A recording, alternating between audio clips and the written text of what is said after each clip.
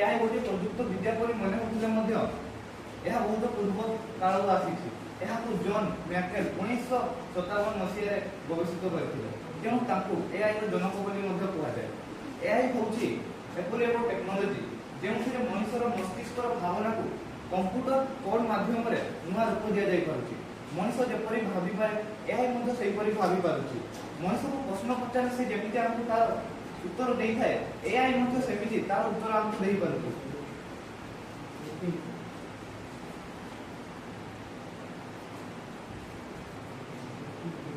यह बहुत क्षेत्र में हमर कार्य लागू एआई को मुख्यतः तीन भाग विभक्त कराई। प्रथम होची नारा एआई यह निर्दिष्ट कार्य पई व्यवहृत होता है। जेपरि आपण जदि कोन विषय वस्तु पर जानि नथिबे आपण कोन सर्च करबे गूगल में यह को नारा एआई रो उदाहरण रूप से हमें नै परिबा। Second general AI